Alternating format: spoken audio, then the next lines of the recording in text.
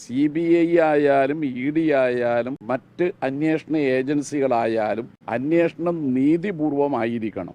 രാഷ്ട്രീയ വേട്ടക്കുള്ള ഉപകരണമായി മാറാൻ പാടില്ല. നേരത്തെ കോടതി പരിശോധിച്ചല്ലോ. കോടതിയാണല്ലോ ആ കാര്യത്തിൽ തീരുമാനമെടുത്തത്.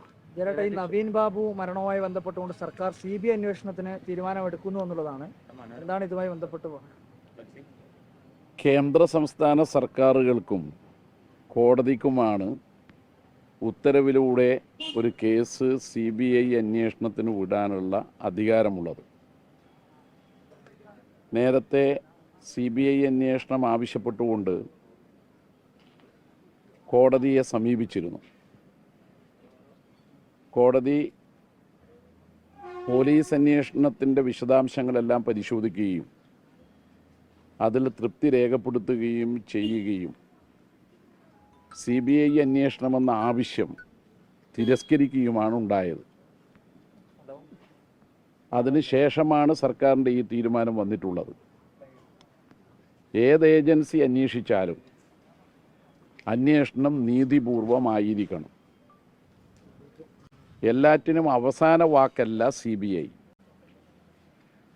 നേരത്തെ കോടതി തന്നെ നിരവധി തവണ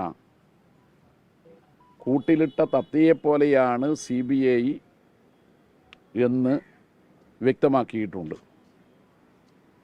സമീപകാലത്താണെങ്കിൽ പ്രതിപക്ഷ രാഷ്ട്രീയ നേതാക്കളെ വേട്ടയാടാനായി BJP CBI അടക്കമുള്ള കേന്ദ്ര അന്വേഷണ ഏജൻസികളെ ദുരുപയോഗം ചെയ്യുന്നത് നമ്മൾ കണ്ടുവരികയാണ്. അതാണ് യഥാർത്ഥത്തിൽ കെജ്രിവാളിനെ കള്ളക്കേസിൽ കൊടുക്കാനിടയായത്. രാഹുൽ ഗാന്ധിയെയും സോണിയാഗാന്ധിയെയും കള്ളക്കേസിൽ കുടുക്കി മണിക്കൂറുകൾ ചോദ്യം ചെയ്യാനിടയായത്. ഏറ്റവും ഒടുവിൽ പിണറായി വിജയനെ വേട്ടയാടാൻ വേണ്ടി ED രംഗത്തിറങ്ങിയത്. ഇതെല്ലാം നമ്മൾ കണ്ടുവരുന്ന കാര്യമാണ്. ഏത് ഏജൻസി അന്വേഷിച്ചാലും അന്വേഷണം നീതിപൂർവമായിരിക്കണം.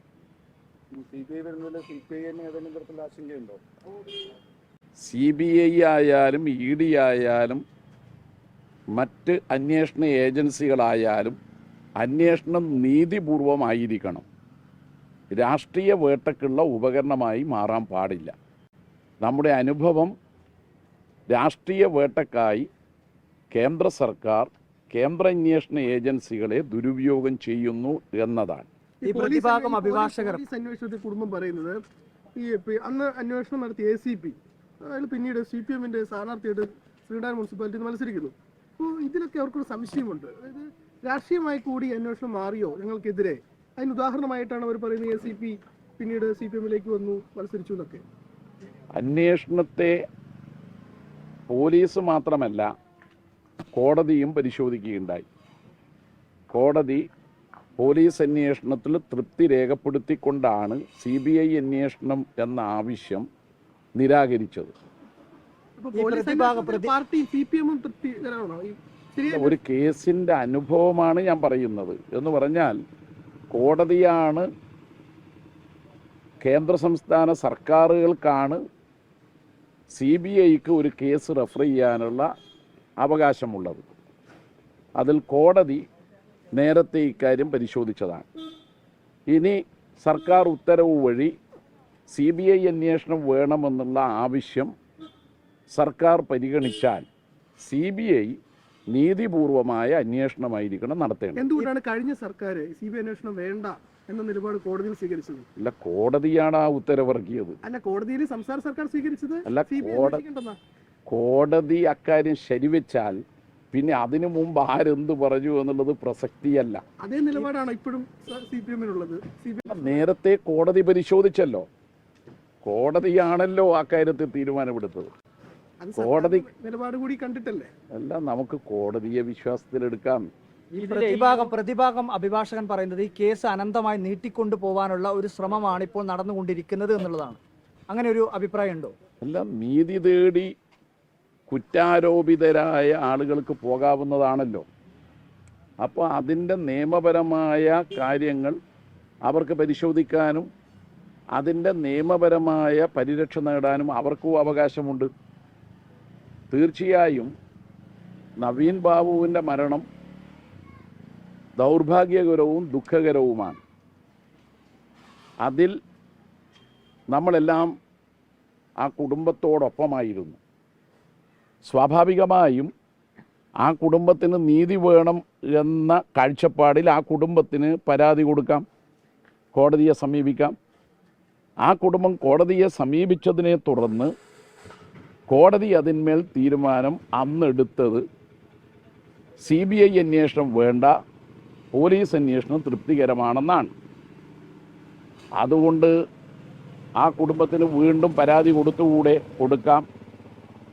അതുപോലെ തന്നെ ഒരു കാര്യമാണ്, കുറ്റാരോപിതരായ വ്യക്തിക്ക് കുറ്റം തെളിയുന്നതുവരെ തൻ്റെ നിരപരാധിത്വം തെളിയിക്കാൻ കോടതിയെ സമീപിക്കാൻ നിയമപരമായി അവകാശമുണ്ട്.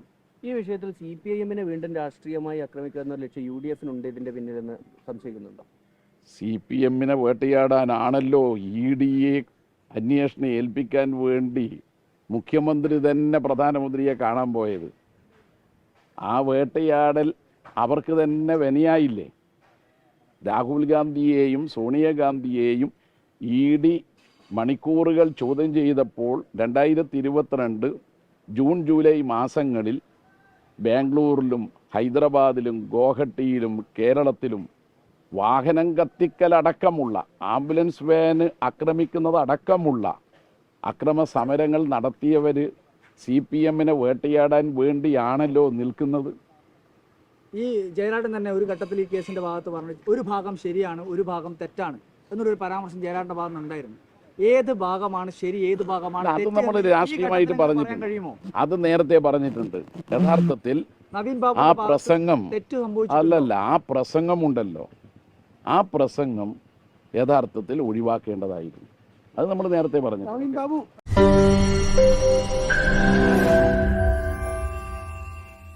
ലോകത്തെവിടെയായാലും ഏത് സമയത്തും 24 വാർത്തകളും ഓഗ്മെന്റഡ് റിയാലിറ്റി പാക്കേജുകളും എക്സ്പ്ലെയിനറുകളും വിശദമായി കാണാൻ ഞങ്ങളുടെ YouTube ചാനൽ നിങ്ങൾക്ക് സബ്സ്ക്രൈബ് ചെയ്യാം.